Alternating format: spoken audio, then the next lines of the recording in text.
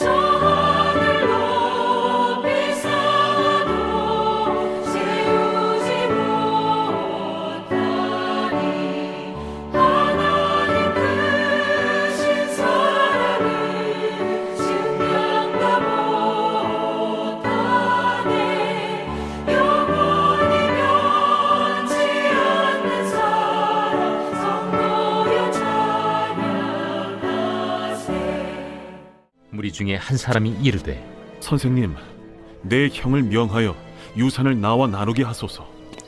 이 사람아, 누가 나를 너희의 재판장이나 물건 나누는 자로 세웠느냐?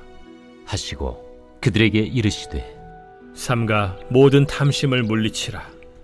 사람의 생명이 그 소유의 넉넉한 데에 있지 아니하니라. 또 비유로 그들에게 말하여 이르시되, 한 부자가 그 밭에 소출이 풍성하매 심중에 생각하여 이르되 내가 곡식 쌓아둘 곳이 없으니 어찌할까 하고, 또 이르되 내가 이렇게 하리라. 내 곡간을 헐고 더 크게 짓고 내 모든 곡식과 물건을 거기 쌓아두리라. 또 내가 내 영혼에게 이르되 영혼아 여러 해 쓸 물건을 많이 쌓아두었으니 평안히 쉬고 먹고 마시고 즐거워하자 하리라 하되 하나님은 이르시되 어리석은 자여 오늘 밤에 내 영혼을 도로 찾으리니 그러면 내 준비한 것이 누구의 것이 되겠느냐 하셨으니 자기를 위하여 재물을 쌓아두고 하나님께 대하여 부요하지 못한 자가 이와 같으니라. 또 제자들에게 이르시되 그러므로 내가 너희에게 이르노니 너희 목숨을 위하여 무엇을 먹을까 몸을 위하여 무엇을 입을까 염려하지 말라. 목숨이 음식보다 중하고 몸이 의복보다 중하니라. 까마귀를 생각하라. 심지도 아니하고 거두지도 아니하며 골방도 없고 창고도 없으되 하나님이 기르시나니 너희는 새보다 얼마나 더 귀하냐. 또 너희 중에 누가 염려함으로 그 키를 한 자라도 더할 수 있느냐. 그런즉 가장 작은 일도 하지 못하면서 어찌 다른 일들을 염려하느냐. 백합화를 생각하여 보라. 실도 만들지 않고 짜지도 아니하느니라. 그러나 내가 너희에게 말하노니 솔로몬의 모든 영광으로도 입은 것이 이 꽃 하나만큼 훌륭하지 못하였느니라. 오늘 있다가 내일 아궁이에 던져지는 들풀도 하나님이 이렇게 입히시거든 하물며 너희일까 보냐. 믿음이 작은 자들아 너희는 무엇을 먹을까 무엇을 마실까 하여 구하지 말며 근심하지도 말라. 이 모든 것은 세상 백성들이 구하는 것이라. 너희 아버지께서는 이런 것이 너희에게 있어야 할 것을 아시느니라. 다만 너희는 그의 나라를 구하라. 그리하면 이런 것들을 너희에게 더하시리라. 적은 무리여 무서워 말라. 너희 아버지께서 그 나라를 너희에게 주시기를 기뻐하시느니라. 너희 소유를 팔아 구제하여 낡아지지 아니하는 배낭을 만들라. 곧 하늘에 둔 바 다함이 없는 보물이니 거기는 도둑도 가까이 하는 일이 없고 좀도 먹는 일이 없느니라. 너희 보물이 있는 곳에는 너희 마음도 있으리라. 먹고 입는 것을 염려하지 말아라. 너희가 구할 것은 하나님 나라를 구하라. 저는 오늘 설교를 준비하면서 많은 고민에 빠졌었습니다. 하나님의 모든 말씀이 다 귀하지만 오늘 본문 말씀 또한 참 귀하고 한편으로는 너무 어려웠기 때문입니다. 우리는 외식하는 자들입니다. 머리로는 입으로는 하나님 말씀대로 사는 것이 어렵지 않습니다. 먹고 입는 것을 염려하지 말며 하나님 나라를 구하라. 참 단수 명료한 그런 말씀이지만 이 말씀대로 우리가 따라서 살기 어려운 본문, 이만큼 따라서 살기 어려운 본문, 그런 본문이 있을까요? 소설가 김우는 자신의 수필집 밥벌이의 지겨움에서 다음과 같이 말합니다. 예수님이 인간의 밥벌이에 대해서 말씀하시기를 하늘에 나는 새를 보라. 씨 뿌리지도 않고 거두지도 않거늘 하늘에 계신 아버지께서 먹이시니라 라고 하셨다지만 나는 이 말을 믿지 못한다. 하나님이 새는 맨입으로 먹여주실지 몰라도 인간을 맨입에 먹여주시지는 않는다. 말씀을 전달한 저조차도 이 먹고 사는 문제에 대한 고민에서 자유롭다고 말하기가 어렵습니다.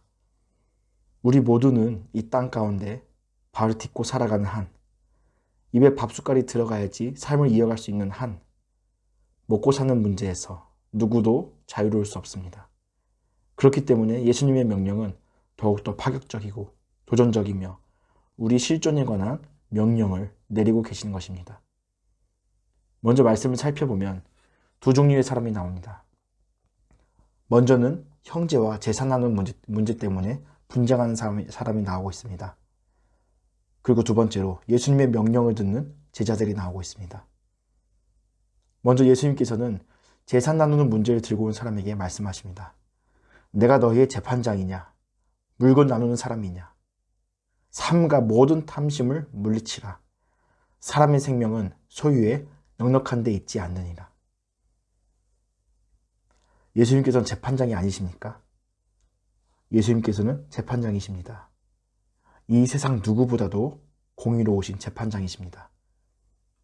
하지만 예수 그리스도께서 담당하신 이 재판들의 종류는 사람의 생명에 관한 것입니다. 누가 더 많이 갖고 누가 어떤 것을 분배받느냐, 누가 더 누리느냐, 이것에 관한 송사를 다루시는 분이 아니라 죽고 사는 문제에 관하여 재판하시는 분입니다. 이 재물 나누는 문제를 갖고 온 사람은 번지수를 잘못 찾은 것입니다. 예수님께서는 그리고 한 부자의 비유를 말씀하십니다. 이 부자는 가지고 있는 소유가 너무 많아서, 너무나 풍성하여서 그 소유를 쌓아둘 곳이 부족해 자신의 곳간을 어떻게 늘릴까, 얼마나 크게 늘릴까, 어떻게 곳간을 늘리면은 자신의 늘어나는 그 재산을 멋지게 효율적으로 쌓을 수 있을까, 행복한 고민에 빠져 있는 그런 사람이었습니다. 그러나 하나님께서 이 사람에게 말씀하십니다. 어리석은 자여, 어리석은 자여, 오늘 밤에 내 영혼을 도로 찾으리니 그러면 내 준비한 것이 누구의 것이 되겠느냐. 그렇습니다. 오늘 우리에게 주신 본문 말씀은 사람의 소유에 관한 말씀이 아닙니다. 사람의 소유에 관한 말씀이 아닙니다. 사람의 삶과 죽음에 관한 문제를 다루고 계십니다. 단순히 먹고 입는 문제를 논하시는 것이 아닙니다.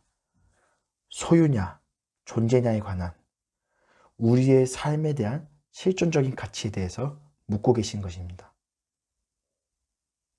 하지만 여전히 풀리지 않는 의문점이 있습니다. 소유보다 실존적 존재가 중요한 것은 잘 알겠는데, 그러니까 내가 갖는 것보다 나의 목숨, 이것이 더 중요한 건 알겠는데 소유의 문제가 해결되지 않고 존재의 문제를 논할 수 있을까? 더욱 쉽게 말해서 당장 돈 없이 밥 없이도 나의 존재에 대해서 논할 수 있을까? 우리는 왜 우리의 소유를 논하지 않고서는 생명을 지속할 수 없는 존재가 되었을까요? 욕심이 잉태한 즉 죄를 낳고 죄가 장성한 즉 사망을 낳느니라. 욕심이 잉태한 즉 죄를 낳고 죄가 장성한 즉 사망을 낳느니라. 창세기에서 하나님께서는 아담과 하와에게 명령하십니다. 이 동산의 모든 것을 먹어도 좋다. 이 동산의 모든 것을 소유해도 좋다. 단 선악을 알게 하는 나무는 취하지 말라. 네가 먹는 날에는 반드시 죽으리라. 하나님께서는 사람에게 모든 것을 소유할 수 있도록 허락하셨습니다. 그러니까 우리가 살아가는 우리들처럼 소유에 의해서 얼마나 가졌느냐에 따라서 그 사람의 실존이 결정되는 그런 존재가 아니었습니다. 하나님께서 원래 만드신 사람은 그런 존재가 아니었습니다. 자유롭게 취할 수 있고요. 자유롭게 소비할 수 있었습니다. 하지만 아담과 하와가 어떻게 했습니까? 하나님의 명령을 어겼습니다. 그 결과 하나님의 말씀대로 반드시 죽게 되었습니다. 여자는 해산의 고통과 남편 없이는 살아갈 수 없는 저주를 내리셨습니다. 남자에게는 땀을 흘려야 땅의 소산을 소유할 수 있는 저주를 내리셨습니다. 평생을 고생하여야 소유할 수 있고 생명을 이어갈 수 있는 저주받은 존재가 된 것입니다. 왜 이렇게 된 것입니까? 왜 사람이 자유롭게 창조된 모든 것을 소유할 수 있도록 창조된 이 사람이 왜 이런 저주받은 존재가 되어버린 것입니까? 바로 욕심 때문입니다. 하나님같이 되려는 욕심 때문입니다. 하나님의 자리에 내가 올라가려는 욕심 때문입니다. 욕심이 죄를 낳았습니다. 그리고 그 죄로 인해서 생명을 빼앗겼습니다. 우리를 한번 돌아보겠습니다. 입사와 동시에 더 좋은 조건을 제공하는 회사로 이직을 준비하고 있습니다. 남들보다 더 좋은 차, 더 좋은 집을 탐합니다. 왜 그렇습니까? 나를 높이기 위해서입니다. 더 높은 연봉으로 나의 가치를 높이고 더 나은 소유로 나의 입지를 세우기 위해서입니다. 심지어 내가 갖지 못한 것을 갖고 있는 사람을 깎아내리기 바쁩니다. 저 사람은 분명 부정한 방법으로 저 부를 소유했을 거야. 저 사람은 저 가진 것밖에 없고 저 사람은 빈털털이일 거야. 속은 텅 빈 사람일 거야. 내가 가지지 못한 것으로 인해서 다른 사람을 깎아내리기까지 합니다. 이것이 우리의 모습입니다. 이 욕망을 연료 삼아서 달려가는 이 열차는 한계점을 모릅니다. 욕망이란 연료를 계속해서 갈급합니다. 하지만 이 종점은 어디입니까? 죄와 사망밖에 없습니다. 그렇다면 우리는 어떻게 소유의 문제에서 자유로울 수 있을까요? 예수님께서는 이제 고개를 돌려서 제자들에게 말씀하십니다.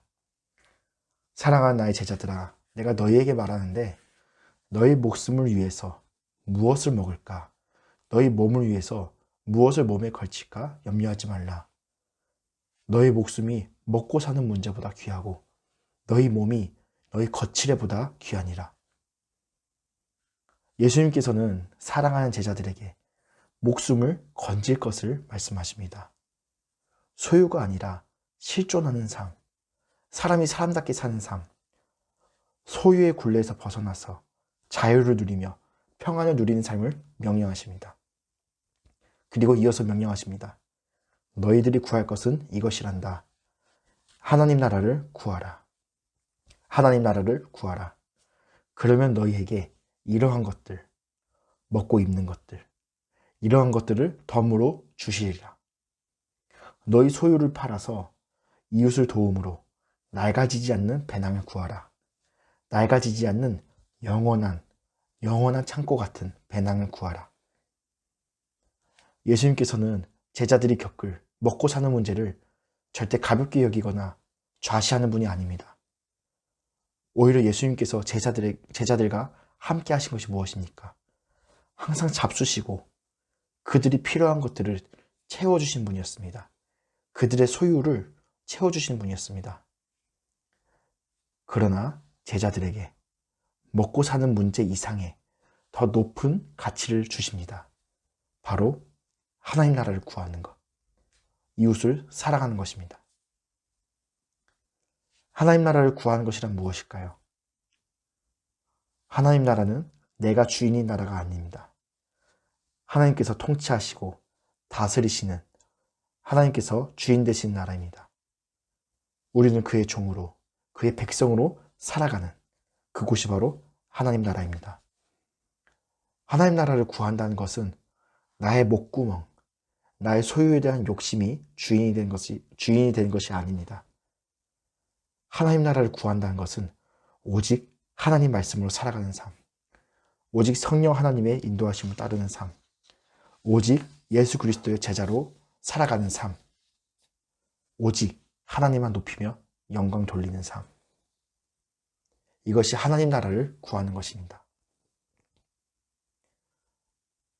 이웃을 구제하고 이웃을 사랑하는 삶. 이것은 누구나 마음속에 짐처럼 있는 고민이지만 선뜻 나서기가 어렵습니다. 이웃을 돕기 전에 내 주머니 사정부터 살피게 되는 게 우리들의 모습입니다. 왜냐하면 당장 나의 쓸 것을 구하기 때문입니다. 하지만 예수님의 명령은 더욱더 파격적입니다. 주머니에 있는 것을 내어놓으라는 명령이 아니고요. 가지고 있는 소유를 팔아서 구제하라고 하십니다. 내 주머니 사정을 살펴서 나의 상황을 먼저 살펴서 이웃을 돕는 것이 아니라 나의 소유를 팔아서 이웃을 섬기라고 말씀하십니다. 이 얼마나 파격적인 명령입니까? 우리는 할 수 없습니다. 그 누구도 욕심이 없는 사람이 없습니다. 마음 가운데 간사한 것이 없는 사람, 의인은 아무도 없습니다. 우리 모두가 내가 내 삶의 주인이 되고 이웃보다 나의 몸을 사랑하는 그런 사람들입니다. 그러나 우리에게 생명 주시는 분이 있으니, 우리에게 생명 주시는 이가 있으니 오직 예수 그리스도이십니다. 우리가 입을 것을 염려할 때 예수 그리스도의 옷은 찢기셨습니다. 우리가 먹을 것을 염려할 때 예수 그리스도께서는 살과 피를 우리에게 내어주셨습니다. 예수님께서 친히 우리 입에 물려주신 그 사랑과 우리 벌거벗은 흉측한 몸 위에 입히신 성도의 흰 옷은 오직 그리스도의 공로입니다. 오직 예수 그리스도의 이름 밖에는 우리가 이 끔찍하고 이 지겨운 밥벌이의 굴레에서 벗어날 수 없습니다. 사랑하는 더시티 사랑의 교회 성도님들, 오늘은 월요일 아침입니다. 오늘도 또다시 직장을 향해서 무거운 발걸음을 옮깁니다. 보기 싫은 사람들이 득실거리고 하기 싫은 일들이 넘쳐납니다. 하지만 그렇게라도 그곳을 견뎌야지 나의 목숨과 사랑하는 가족들의 목숨을 연명할 수 있습니다. 그렇기에 발걸음이 더욱 무겁습니다. 그러나 사랑하는 성도 여러분, 예수 그리스도의 은혜를 누리시기 바랍니다. 나의 욕심, 나의 소유를 채우기 위한 직장이 아니라 업무 가운데서 하나님의 역사하심을, 하나님께서 주시는 자유하심을 발견하시기 바랍니다. 지겨운 인간관계, 끔찍한 인간관계가 아니라 도움이 필요한 이웃을 찾는 직장이 아닌 삶의 터전이 되시기 바랍니다. 생명의 터전이 되시기 바랍니다. 여러분들이 계시는 모든 곳 가운데 예수 그리스도의 은혜가 풍성하게 임하시기를, 하나님을 기쁘시게 사람을 행복하게 살아가는 성도 여러분들의 삶을 예수 그리스도의 이름으로 응원합니다. 기도하겠습니다. 사랑과 은혜가 풍성하신 하나님 아버지 감사합니다. 우리가 다 외식하는 자였고 우리의 입으로는 하나님 말씀대로 산다고 하지만 정말 우리가 살아가는 모습들은 우리의 욕심이 주인이 되어서 살아가고 있었습니다. 하나님 용서하여 주시옵소서.